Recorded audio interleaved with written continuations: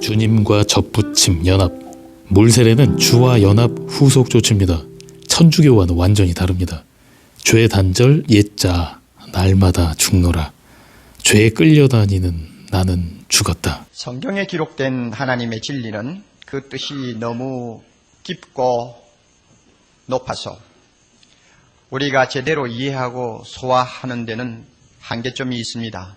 마치 광활한 하늘을 내 좁은 가슴에 다 품을 수가 없듯이 하나님의 말씀은 내 마음 전부를 다 쏟아도 이해하지 못하는 영역이 참 많이 있습니다. 무엇이나 분수에 지나치면 잘못되기 쉬운 것은 우리가 잘 알지 않습니까? 감당하기 어려운 진리는 오해가 많게 되어 있습니다. 예를 든다면 하나님의 사랑 얼마나 위대한 진리입니까? 얼마나 우리의 가슴을 뭉클하게 하는 진리입니까? 그 진리가 너무 위대하고 커서 전 우주를 다 채우고도 그 우주가 모자랄 정도입니다. 그렇게 광대하고 심오한 진리를 우리가 알다 보니까 다 깨닫지를 못해서 오해를 잘해요. 아, 하나님은 사랑이시다. 그런 하나님이 어떻게 죄인을 벌하느냐, 마음이 아파서 어떻게 벌하냐, 지옥을 만드시다니 하나님을 모욕해도 분수가 있지 사랑의 하나님이 무슨 지옥을 만드느냐, 이런 식으로 이제 오해를 해버립니다. 하나님의 거룩과 공의를 무시해버리는 것이죠. 하나님의 주권에 대해서 여러분 알고 계시지 않습니까? 자기 마음에 원하는 대로 좋아하시는 대로 무엇이나 다 계획하시고 실천하시는 것이 하나님의 주권입니다. 아, 그런 하나님이라면 구태여 뭐 우리 보고 해라 말라 할 것이 뭐 있느냐, 안 되는 것은 하나님 책임이지 하고는 인간의 책임을 희석시켜버리는, 경시하는 이런 방향으로 가르치는 사람들이 생깁니다. 이 오해죠. 로마서를 공부하면서 여러분 오직 믿음만 있으면 구원받는다 하는 진리를 귀가 아프도록 듣지 않습니까? 야, 믿기만 하면 되는구나. 아, 믿음이 구원을 얻는다는데 왜 꼭 거룩하게 살았느냐, 뭐 죄를 범했느냐, 회개해라, 왜 그렇게 하느냐, 믿기만 하면 된다는데 하고는 오해를 해버리면 무엇이 걸립니까? 순종하는 삶을 중요하게 여기지 아니하는 자리에 빠집니다. 이렇게 하나님의 말씀 진리는 잘못하면 우리가 오해를 해버립니다. 지난 시간 우리가 5장을 공부하면서 굉장히 은혜스러운 말씀을 보았어요. 20절에 보면 죄가 더한 곳에 은혜가 더욱 넘친다. 좀 다른 말로 바꾸면 죄가 많을수록 은혜는 더욱 많다 하는 내용입니다. 그 말씀을 우리가 들으면서 또 마음에 되새기면서 야, 참 대단한 진리다. 정말 듣고 싶었던 생수와 같은 진리다. 왜 그렇습니까? 오해를 하는 거예요. 이제부터 죄 짓는 문제에 대해서는 고민할 필요가 없고 신경 쓸 필요가 없다. 은혜를 많이 받기 위해서 죄 짓는 것이면 뭐가 나쁘냐. 나는 죄 안 지었다 하고는 은혜에 메말라 있는 것보다도 죄를 좀 짓고 은혜 안에서 울고불고 하는 것이 훨씬 낫지 않느냐 하는 식으로 논리적인 오해를 할 수 있다는 이야기입니다. 논리적으로 따질 때는 충분히 그런 오해를 우리에게 일으킬 수가 있습니다. 하나님의 말씀을 공부하는 사람은 균형 감각을 잃어버리면 안 됩니다.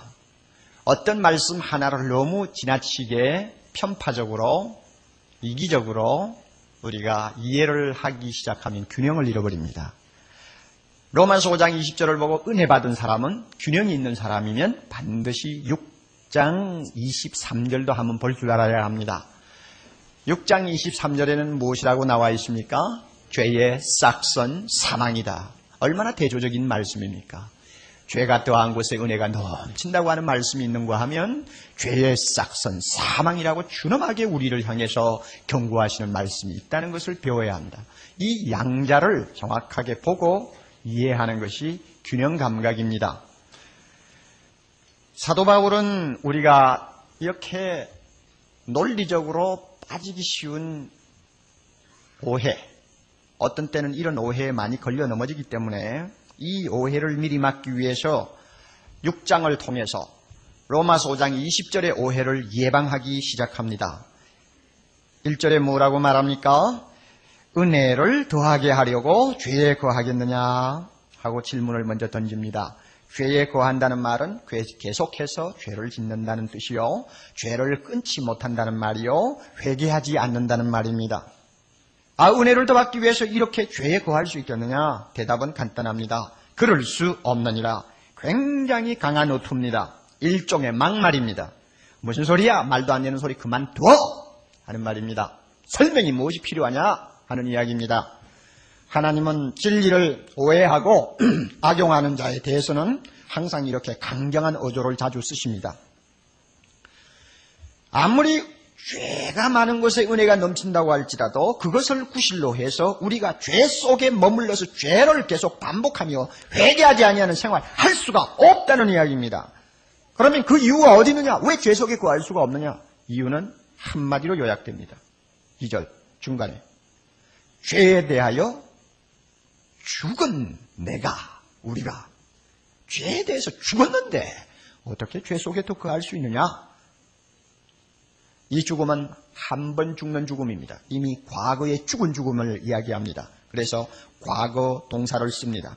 죄를 안 지우려고 날마다 죽어야 한다는 의미가 아니에요. 앞으로 계속 죽는 훈련을 하라는 말이 아닙니다. 성경 다른 곳에 있는 말씀처럼 나는 날마다 죽노라 하는 그 죽음을 이야기하는 것 아닙니다. 과거에 한 번 완전히 죽었던 사건을 이야기합니다. 한 번 그렇게 죽은 사람이 어떻게 죄를 더 지으면서 죄 속에서 뒹굴 수 있느냐? 안 된다 그 이야기입니다. 언제 어디서 그러면 우리가 죽었느냐? 어디에서 죽었냐? 그 대답을 우리가 성경 본문을 통해서 모든 본문을 통해서 다 할 수 있습니다만 저는 여러분에게 좀 더 기억을 선명하게 하도록 하기 위해서 한마디로 요약을 해드리겠습니다. 11절 첫 번에 나오는 말 주의하십시오. 언제 어디서 우리가 죽었느냐? 이와 같이 이것 때문에 죽은 거예요. 이와 같이 이것을 인정하는 자리에서 죽었고 이것을 우리가 확인하는 자리에서 이미 죽은 것입니다. 이와 같이. 그러면 이와 같이가 뭐예요? 10절하고 11절하고 연결해서 봅니다. 10절에서 예수님의 죽음과 부활에 대해서 말씀합니다.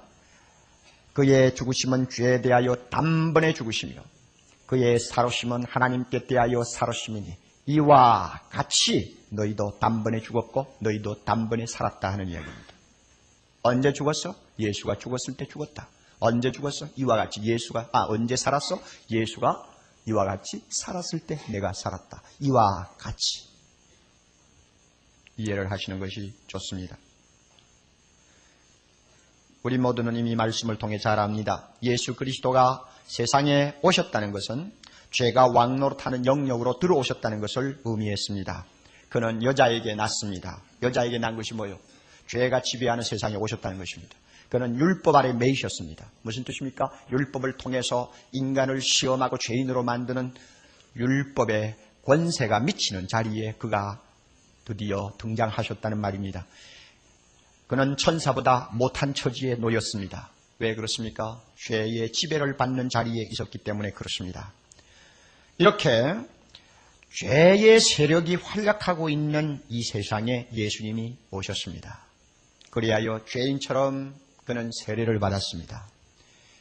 죄인처럼 죄에게 마귀에게 시험을 받았습니다. 죄인이 되어서 십자가에서 나의 하나님 어찌하여 나를 버리셨나이까 라고 통곡하고 괴로워했습니다. 죄로 인하여 죽은 자기 친구 나사로의 무덤 앞에서 그는 눈물을 흘리며 괴로워했습니다. 모두가 죄가 통치하고 지배하는 영역 속에 하나님의 아들이 내려오셔서 그 죄의 지배의 영향을 받았다는 것을 의미합니다. 그리고는 드디어 우리의 허물과 죄를 짊어지고 십자가에서 죄인처럼 죄인으로 취급받아 죽으셨습니다. 이 죽음은 단번에 죽은 것입니다. 한 번 죽음으로 끝난 죽음입니다. 그것으로 인해서 예수님은 죄와의 관계가 완전히 단절되어 버렸습니다. 죄로 인해서 괴로움을 당하는 영역에서 벗어났습니다. 죄의 세력에서 완전히 자유하였습니다. 더 이상 그에게는 죄가 시험할 수 없었습니다. 더 이상 그에게 슬픔을 줄 수 없었습니다. 더 이상 그는 고통에 끌려다니지 않았습니다. 관계 단절이 된 것입니다. 예수님이 그랬다면 그 다음에 우리에게 적용할 때 무슨 말입니까? 이와 같이 나도 죄의 영역에서 끌려다니던 나는 죽었다 하는 것입니다. 이와 같이 나도 죽었다. 또 예수 그리스도는 부활하셨습니다. 어떻게 부활하셨습니까? 4절 조금 지나서 보면 이는 아버지의 영광으로 말미암아 그리스도를 죽은 자 가운데서 살리셨다 했습니다. 하나님 아버지의 영광, 이것은 능력을 말합니다. 성령의 능력을 말합니다. 성령의 능력이 예수를 죽음에서 일으켰습니다. 사도행전 2장 24절, 사망에게 예수님은 매여 있을 수 없었다고 했습니다. 죽음이 아무리 그를 힘대로 붙들어 놓으려고 발악을 했지만 돌을 가지고 무덤을 막고 임봉하고 파수꾼을 세우고 갖가지 방법을 다 동원했지만 죽음은 역부족이었습니다. 예수님은 돌을 밀치고 살아나셨습니다. 예수님이 부활하셨다는 것은 무엇을 의미합니까? 하나님께 대하여 살으셨다는 것을 의미한다고 했습니다. 하나님께 대하여 살으셨다. 하나님께 대하여 살았다. 이 무슨 의미일까? 제가 볼 때 여러분이 본문에서 의미를 찾는다면 9절이 대답입니다. 하나님께 대하여 예수님이 사셨다는 의미. 9절, 이는 그리스도께서 죽은 자 가운데서 사셨음에, 그 다음에 중요한 말입니다. 다시는 뭐합니까? 죽지 않으신다. 예수님 절대 이제 다시 죽지 않아요. 그 다음에 또 무엇입니까? 사망이 다시 그를 주장하지 못한다. 바로 이것이 하나님께 대하여 살았다는 의미입니다. 절대 죽지 않으십니다. 이제는 절대 죽음이 그를 지배할 수도 없고 죽음이 그를 해칠 수도 없습니다. 왜? 그는 본래 가졌던 그의 영광을 회복하셨기 때문입니다. 본래 이 세상에 오시기 전에 하나님으로서 그가 누렸던 영광이 있습니다. 예수님이 요한복음 17장 5절에 기도한 그 내용입니다. 아버지여, 창세전에 내가 아버지와 함께 가졌던 영화, 아버지와 함께 가졌던 영화, 그 영화를 지금도 아버지와 함께 누릴 수 있도록 하옵소서 하는 기도를 했는데 그 기도가 예수님의 부활과 함께 응답받은 것입니다. 주님은 드디어 죽음이 따라올 수 없는 생명의 영역, 의의 나라의 영역에 오르신 것입니다. 죄와 사망을 심판하시는 자리에 오르신 것입니다. 요한계시록 1장 18절 볼지어다, 예수님의 말씀입니다. 이제 세세토록 살아있어서 음부와 사망의 열쇠를 가졌다, 이렇게 말씀하셨습니다. 이것이 예수님이 부활하심으로 하나님께 대하여 살았다는 의미입니다. 죽음과 완전히 관계 단절이 된 것입니다. 그리고 생명이 왕노릇하는 의의 세계에서 음부와 사망의 권세를 한 손에 쥐시고 심판하는 자가 되셨다는 말입니다. 이 예수님이 하나님께 대하여 사셨다. 그렇다면 우리에게 어떻게 됩니까? 이와 같이 무엇입니까? 예수님처럼 우리도 하나님께 대하여 뭐 한다는 말입니까? 산다, 살았다 하는 이야기입니다. 예수님의 부활이 과거 사건이죠. 이미 사셨죠. 우리의 부활도 장차 문제가 아니에요. 과거에 살았다. 나는 그래서 죽고 나는 살았다. 이와 같이.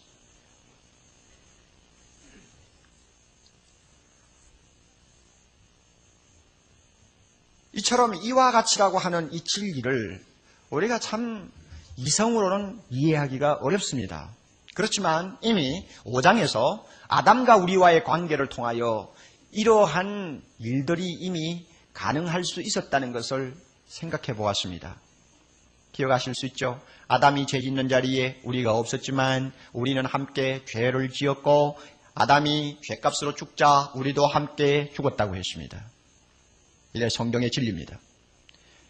이 관계를 우리가 확인한 이상 예수 그리스도에게도 마찬가지로 그 관계가 적용된다는 것을 알아야 합니다. 예수 그리스도가 십자가에 못 박힐 때 그 현장에 나는 없었지만은 나는 그와 함께 죽었습니다. 그가 부활하실 때 그 영광의 현장을 나는 전혀 목격하지 못했지만 나는 그와 함께 살았습니다. 그리하여 죄에 대하여는 죽었고 하나님을 대하여는 산 자가 되었습니다. 이것은 우리가 선택하는 어떤 옵션의 문제가 아닙니다. 내가 그렇다고 생각하니까 되는 것도 아니고 내가 이해할 수가 없으니까 나는 그것은 나하고 관계없다 한다고 해서 내 것이 안 되는 것도 아닙니다. 하나님께서 하신 일이에요. 하나님이 나를 아담 안에 두신 것처럼 하나님이 나를 예수 안에 두시고 예수의 죽음과 예수의 부활을 나의 죽음과 나의 부활로 취급하신 것입니다. 이것은 하나님이 하신 일이에요.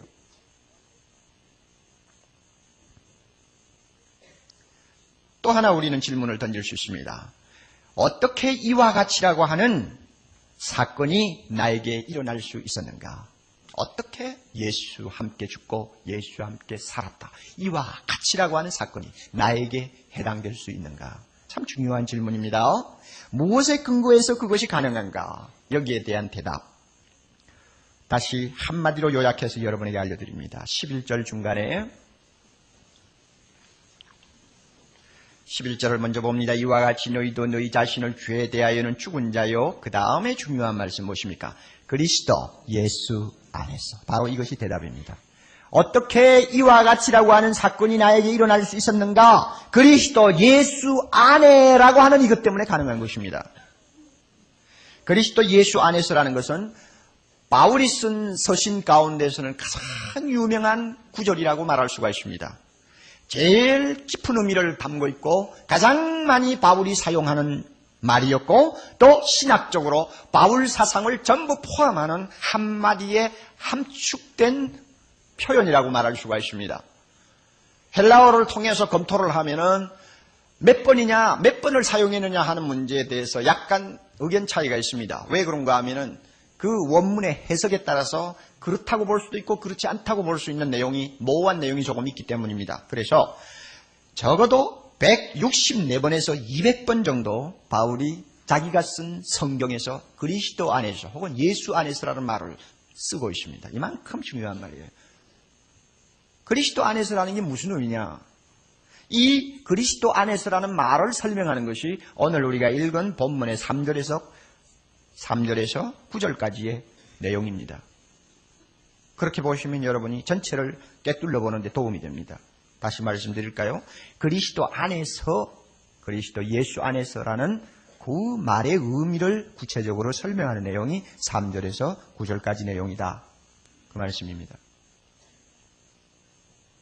그러면 무슨 의미입니까? 이것은 그리스도와 우리와의 연합관계를 이야기합니다. 연합관계. 한 몸이 되었다는 것을 의미합니다. 예수와 우리가 더 실감나게 말한다면 결혼한 관계라는 것을 이야기하는 것입니다. 한 몸이 되었다는 것을 말합니다. 이것이 그리스도 예수 안에서입니다. 예수 안에 내가 있고 내 안에 예수가 있는 관계를 말합니다. 이 관계가 언제부터 우리에게 실제로 적용이 되었는가 하면 세례를 받을 때부터 적용된다고 말씀합니다. 3절에 봅니다. 무릇 그리스도 예수와 합하여 다 같이 그 다음에 무엇입니까? 세례를 받은 우리는 그의 죽으심과 합하여 세례를 받았다 이렇게 말씀했습니다. 4절에 가면 세례받은 우리는 그의 죽으심과 합하여 세례를 받았다 함께 장사되었다 그랬습니다. 5절에 가면 세례받은 우리는 그의 죽으심을 또 특별한 말이 나옵니다. 본받아 연합한 자가 되었다는 독특한 말이 나옵니다. 위에는 합하여라는 말이 나왔는데 밑에는 본받아 연합했다 하는 말이 나옵니다. 본받아 연합했다는 말은 합하였다는 말을 조금 더 구체적으로 표현한 말이라고 할 수 있습니다. 이것은 접붙임을 받았다는 의미를 갖고 있습니다. 나무의 가지를 꺾어가지고 다른 나무에다 접을 하죠. 이 접붙임을 받았다.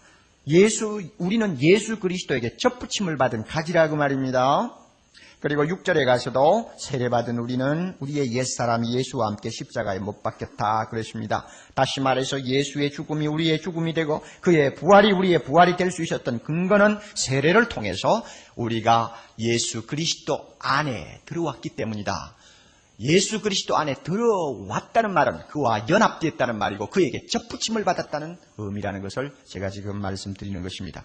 자연히 우리는 세례에 대한 관심을 갖게 됩니다. 세례는 여기서 말하는 세례는 우선 물세례를 가르친다고 하는 것은 틀리지 않습니다. 세례를 여러분이 다 받으셨잖아요. 성부와 성자와 성령의 이름으로 세례를 주노라고 위에다가 물을 이렇게 우리가 뿌리지 않습니까? 이 세례를 받는 것 중에 받는 의미 중에 하나가 당신은 이제 세례받음으로 예수 그리스도와 함께 죽었고 예수 그리스도와 함께 살았다는 것을 고백하는 것입니다. 하는 의미가 담겨 있습니다. 이런 의미에서 볼 때는 물을 머리에 찍어서 하는 세례보다는 침례가 훨씬 더 실감나는 세례라고 할 수 있습니다. 강으로 데리고 가서 아니면은 큰 목욕탕 같은 것을 만들어 놓고는 이 예복을 입고 그 안에 들어오면 세례를 주는 집례 목사가 그 사람을 물속으로 푹 한 일자로 그냥 담굽니다. 푹 담가 놓고는 당신은 이제 예수와 함께 죽었어. 그 다음엔 또 일으킵니다. 당신은 예수와 함께 살았어. 어떻습니까? 침례가 더 실감 나겠죠? 원하시면 제가 한강에 가서 해드리겠어요. 내가 볼 때에 믿음이 좀 없고 좀 문제가 있다 싶은 사람은 좀 물속에 푹 담가가 오래 일으키지 않고 두는 거예요. 그래서 다 죽어갈 때 일으키는 거예요. 그래야 더 실감이 날 거예요. 당신이 예수와 함께 완전히 죽었어. 다시 일어날 때 당신은 살았어. 이게 물세례의 의미입니다. 그러나 여기서 주의할 것, 우리가 받는 물세례가 비로소 예수 그리스도와 연합하는 사건을 가능케 했다고 믿으면 안 됩니다.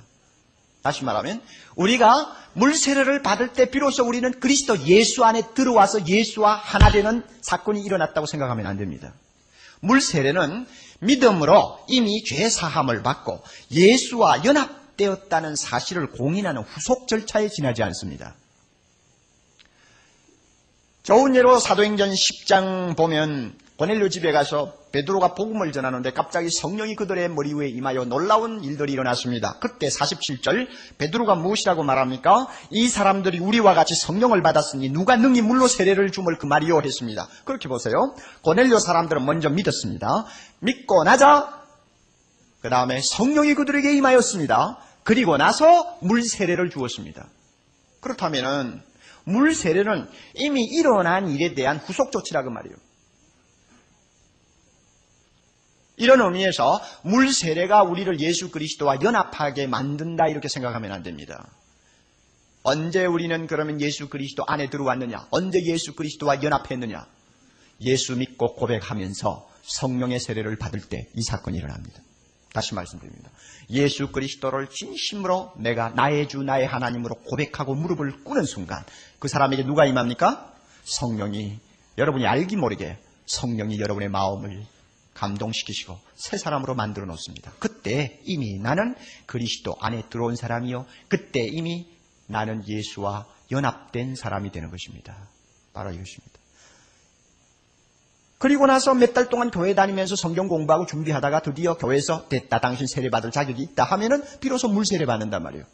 그러니 물세례를 받아야 나는 드디어 예수와 연합된 사람이다 이렇게 주장하면 안 됩니다. 이것은 캐톨릭에서 하는 소리지 우리 성경을 바로 알려고 하는 신교에서는 그런 것을 용납할 수가 없습니다.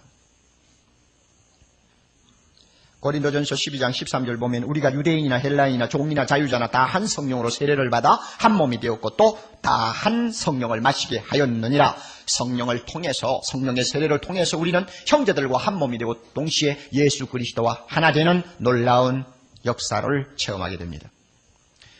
그러면 여러분, 그리스도와 함께 십자가에 못 박힌 나는 어떤 납니까? 어떤 내가 십자가에서 예수님과 함께 못 박혀 죽었다는 것입니까? 6절에서 그 대답이 나옵니다. 우리의 옛사람이라고 말합니다. 우리가 알거니와 우리 옛사람이 예수와 함께 십자가에 못 박혔다 그랬습니다. 옛사람이요. 이것은 우리의 본성을 의미하는 것 아닙니다. 우리의 기질이 아닙니다. 우리의 몸에 남아있는 어떤 죄의 성향을 이야기하는 것 아닙니다. 뭐냐 그러면 옛사람은 아담 안에서 함께 죄지었던 납니다. 아담 안에서 함께 사형 선고를 받았던 납니다. 죽음의 노예가 되었던 납니다. 그 옛자가 예수와 함께 십자가에서 죽었다는 것입니다. 죽음이라는 것은 대단한 파괴력을 갖고 있습니다. 일단 죽음이 오면 인간관계가 완전히 끊어져 버립니다. 법적 관계도 다 끊어집니다. 생존 관계도 완전히 중단됩니다. 죽은 남편을 향해서 사랑을 안 해준다고 투정할 수도 없고 죽은 남편에게 어떤 책임을 물을 수도 없습니다. 심지어 빚쟁이도 사람이 죽어버리면 손을 들어버립니다. 법관도 시체를 앞에 놓고 어떤 형을 가할 수가 없습니다. 죽은 자는 완전히 자유하는 것입니다. 주마다 다 그런지는 모르지만 제가 살던 미국의 어느 주에서 제가 장례식을 집례하면서 묘지까지 가본 일이 있는데 보니까 장례 행렬이 지나갈 때는 교통신호도 빨간불, 파란불 신호도 무력해져요. 아무 힘이 없어요. 막 지나가니까. 모든 차들이 전부 서서 장례 행렬 지나가기를 기다리고 있습니다. 교통승전도 맥을 못 써요. 죽은 시체 앞에는 모두가 손을 들어버리나 봐요. 그냥 일사천리로 통과합니다. 이만큼 죽음은 우리에게 모든 책임에서 벗어나게 하고 모든 지배에서 벗어나게 하고 우리를 자유케 만듭니다. 죽음 앞에서는 세상에 있는 모든 힘이 무력해집니다. 마찬가지로 옛사람이 예수와 함께 죽어버렸기 때문에 죄가 마음대로 손에 쥐고 주무르던 내 옛자아가 죽어버리자 이 죽음 때문에 죄와의 관계가 완전히 끊어져 버린 것입니다. 죄는 우리에게 더 힘을 쓸 수가 없게 되었습니다. 우리는 자유했습니다. 죄가 우리를 다스릴 수가 없습니다. 우리는 더 이상 죄 지배를 받을 수가 없게 된 것입니다. 이 사실을 여러분이 아셔야 돼요.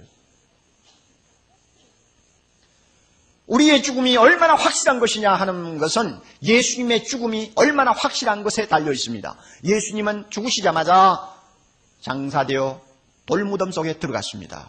장사되었다는 말이 여기 나오는데 장사되었다는 뜻이 뭡니까?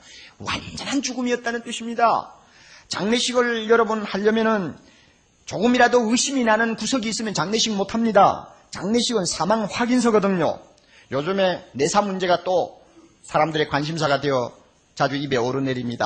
일본이 오랫동안 진통하다가 드디어 내사를 법적으로 인정하는 단계에 접어들었기 때문에 한국에 있는 또 여러 가지 법조인들에게나 종교인들에게나 또 의학계에 영향을 미치게 된 것입니다. 내관을 포함한 전 뇌의 기능 정지, 이것이 내가 죽었다는 것을 말하는데, 이것을 의학적으로 인정하면 심장이 뛰고 있어도 허파가 작동하고 있어도 죽은 사람으로 간주하고 장례식 할 수 있다는 이야기입니다. 인정상 대단히 어려우리라고 생각합니다. 아무리 내가 죽었다고 진단이 나왔지만은 심장이 뛰고 있는 사람 보고 죽었다고 관 속에 넣기는 굉장히 어려울 것 같아요. 조금이라도 의심스러운 무엇이 보이면 장례식 못합니다. 그렇지만 장례식을 일단 했다고 하면 이 장례식은 그 사람은 완전히 죽었다는 것을 증명하는 것입니다. 예수님은 죽어서 장례했습니다. 장사되었다고 했습니다. 마찬가지로 예수님이 그렇게 분명히 죽었다면 우리도 어떻습니까? 죽었나요? 살았나요? 죽었나요? 살았나요? 완전히 죽었어요. 완전히. 옛사람이 완전히 죽었어요. 죽고 또 죽을 필요가 없는 완전한 죽음이요. 죽으려고 애쓸 필요가 없는 완전한 죽음이요. 그 결과 우리는 죄의 통치로부터 자유를 얻었습니다. 우리는 죄가 왕노릇하는 세상에 더 이상 살지 않습니다. 6절 7절 보십시오.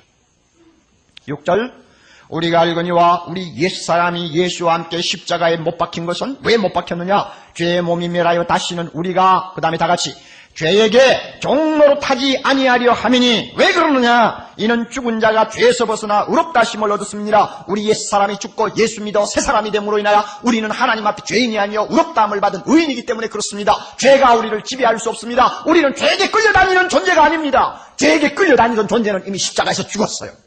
옛사람이 다 죽었어요. 예수님은 부활하셨습니다. 부활하심으로 우리는 예수와 함께 다시 살아난 새 사람이요 새로운 신분이 되었습니다. 4절 끝에 주의하십시오. 4절을 제가 다시 읽습니다. 그러므로 우리가 그의 죽으심과 아파요 세례를 받음으로 그와 함께 장사되었다고 그랬죠. 장사되었나니 이는 아버지의 영광으로 말미암아 그리스도를 죽은 자 가운데서 살리심과 같이 우리도 또 살리셨는데 그것이 무엇입니까? 또한 새 생명 가운데서 행하게 하려 하십니다. 새 사람, 새 생활 하는 사람으로 우리가 다시 살아났다는 것입니다. 그러므로 우리는 더 이상 죄와 죽음이 다스리는 어둠의 세계에 붙들려 있지 않습니다. 예수 그리스도가 다스리는 의의 나라에 옮김을 받은 것입니다. 할렐루야. 여러분 여기서 이 8절 9절에서 말이죠.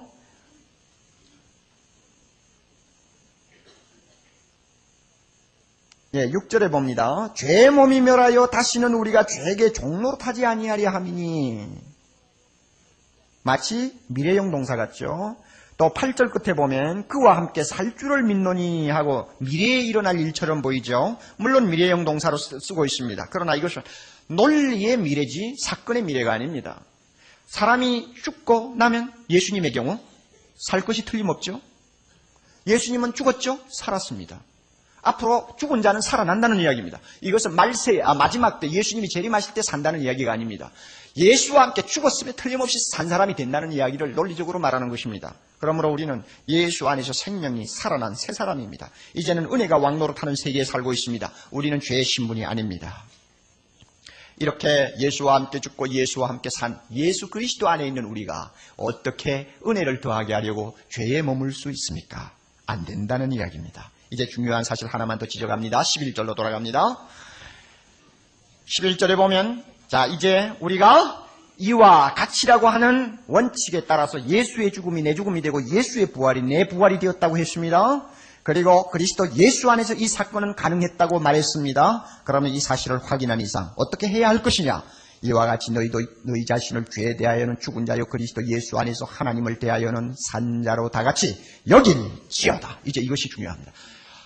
원문상 이것은 명령문으로도 가능합니다. 산자로 여겨라! 산자로 여겨라! 하는 말입니다. 여긴다는 뜻이 무엇입니까? 믿으라는 말보다 더 강합니다. 기정사실로 받아들이라는 말입니다. 이것은 체험의 문제가 아닙니다. 내가 깨닫든지 못 깨닫든지 상관없어. 이미 일어난 기정사실이니까 그것을 그대로 받으라 하는 이야기입니다. 내가 체험한다고 아는 것도 아니고 체험하지 못한다고 모르는 것도 아니다. 이것은 이미 성경 말씀에 하나님이 그렇게 인정하셨으니 그대로 받으라 하는 이야기입니다. 그러면 여러분 이런 말 할 것입니다. 내가 아직 죄를 짓는 일이 많지 않아? 가끔 내가 죄를 짓는데 어떻게 내가 옛사람이 죽었다고 말할 수 있어? 내가 아직도 습관적인 죄 때문에 몸부림을 치면서 살고 있는데 어찌 나는 죄의 지배를 받지 않는다고 말할 수가 있나? 여러분 스스로가 그렇게 괴로워하면서 의심의 구렁텅이에 빠질 수가 있습니다. 말씀드립니다. 여러분 자신을 보면 안 됩니다. 여러분 자신을 보면 안 돼요. 대답하십시오.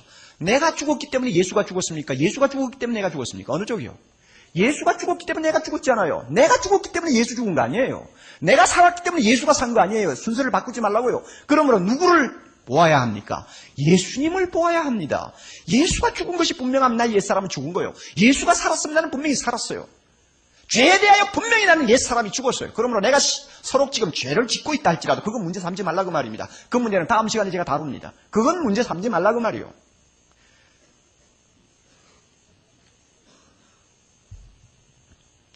자꾸 지나간 이야기 하면 안 돼요. 자꾸 옛날 이야기 하면 안 된다고요. 예수 보세요, 예수. 이것이 중요합니다. 여러분의 느낌을 보지 마세요. 사람에게 참으로 중요한 것은 주체의식입니다. 내가 누구냐? 할 때 대답을 어떻게 하느냐입니다. 내가 누구냐? 나는 예수와 함께 산 새 사람입니다. 자, 우리는 대답을 그렇게 할 수 있습니다. 너는 어디에 사느냐? 나는 예수 그리스도가 지배하는 의의 나라에 사는 사람입니다. 나는 은혜 아래 사는 사람입니다. 은혜가 왕노릇하는 자리에 사는 사람입니다. 이렇게 대답해야 돼요. 이게 우리 주체의식입니다. 주체의식이 얼마나 중요한지 몰라요.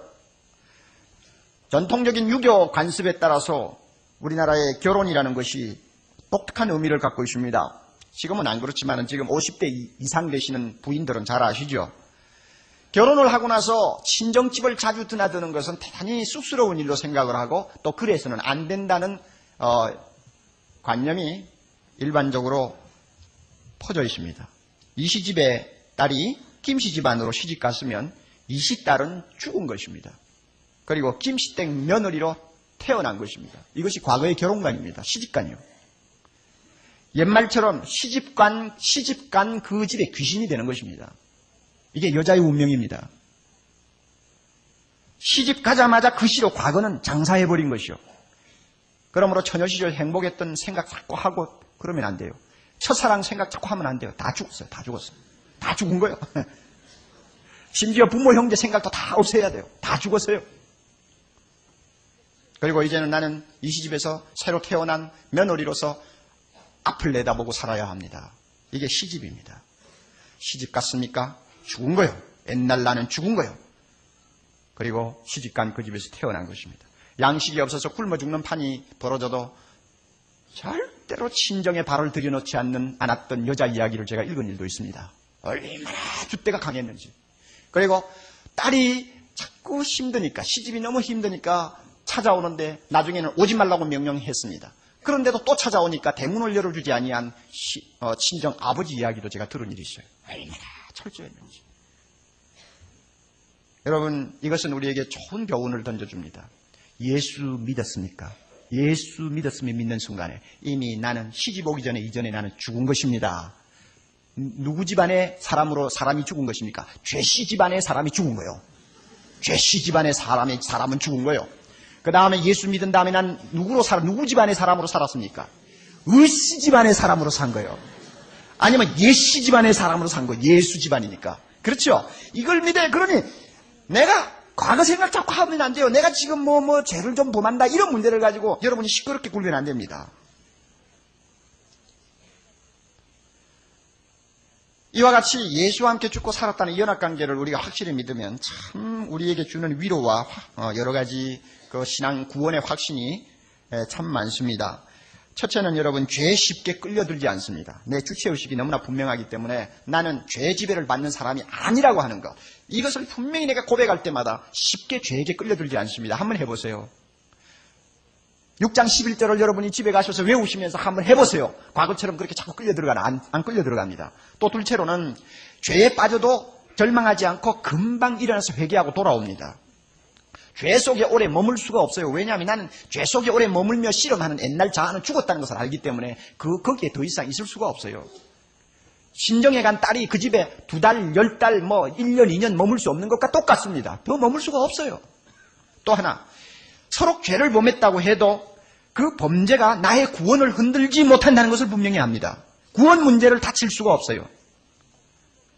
죄를 짓는다고 해서 그때마다 내 구원 문제를 들매여서는 안 됩니다. 여러분이 그걸 아셔야 돼요. 왔다 갔다 하면 안 돼요. 한번 생각해 보세요. 부주의 해가지고 저녁에 잘 때 자물쇠를 잠그지 않아서 밤중에 도둑놈이 들어왔습니다.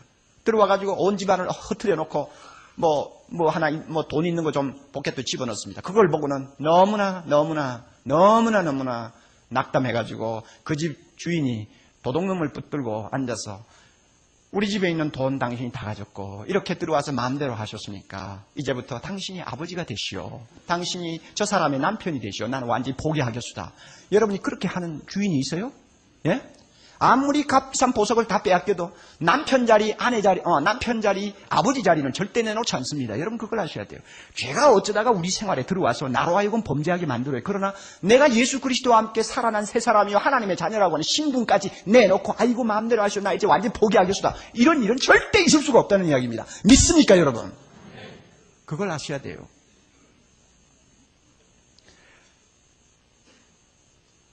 믿음이 아주 좋은 분들이 임종할 때 이상한 현상이 일어나는 일을 가끔 봅니다. 우리 할머니가 그랬는데 일생 동안 새벽 3시 되면 교회 나가서 엎드려 기도하는 분이요. 새벽종을 자기가 손수 치는 분이요. 평생 예수 안에서 살았던 분이 임종하기 전 3일 전부터 발작을 시작해가지고는 예수 안 믿는 사람처럼 행동했습니다. 심지어 예수가 어디 있느냐고 소리를 칠 정도로. 그리고는 막 욕하고 사람들을 저주하고 막 그랬어요. 그거 보면 야, 이 사람이 예수 헛믿었구나. 틀림없이 우리가 의심할 수 있습니다. 그러나 여러분, 이런 경우에 의심하면 안 됩니다. 이 진흙으로 빚어진 육신이 80세가 넘어가니까 와해되는 단계 아닙니까?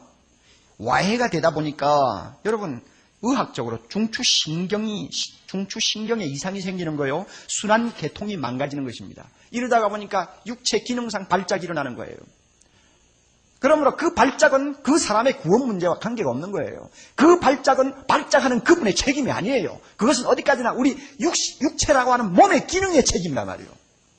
그만큼 구원의 확신은 철저한 것입니다. 왜? 우리 할머니가 평소에 예수 믿고 신앙생활할 때 이미 그는 멸망받아야 할 옛자는 예수와 함께 십자가에 죽었고 이미 예수의 부활과 함께 그는 하나님의 자녀로 태어나서 일생 동안 믿음으로 살았기 때문에 마지막에 육체가 주는 어떤 발작행위 때문에 그 사람은 구원에서 떨어졌다. 그렇게 말할 수가 없다는 말입니다. 무슨 말씀인지 아시겠어요?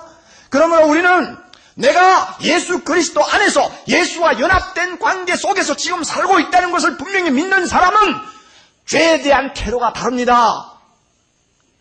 그리고 더 나아가서는 죄 속에 거할 수가 없습니다. 회개하고 즉시 돌아옵니다. 그리고 구원 문제를 들먹이지 않습니다. 절대로. 마귀에게 미끼를 던져주지 않아요. 꼭 믿으시기 바랍니다. 이것이 하나님께서 우리에게 주신 축복입니다. 11절 다 같이 읽습니다. 이와 같이 너희도 너희 자신을 죄에 대하여는 죽은 자요 그리스도 예수 안에서 하나님을 대하여는 산 자로 여길지어다. 아멘. 이번 한 주간 동안 우리가 함께 외워야 될 성경 말씀입니다. 꼭 여러분이 포켓에 넣고 다니면서, 저 항상 넣고 다녀요. 넣고 다니면서 꼭 외우세요. 항상 틈이 나는 대로 내서 묵상하고 읽으세요. 그리고 오늘 말씀을 잘 이해하지 못하는 분은 테이프를 사가지고 몇 번이라도 들으면서 여러분 자신이 진리를 깨닫고 진리 위에 굳게 서는 삶을 살기를 바랍니다.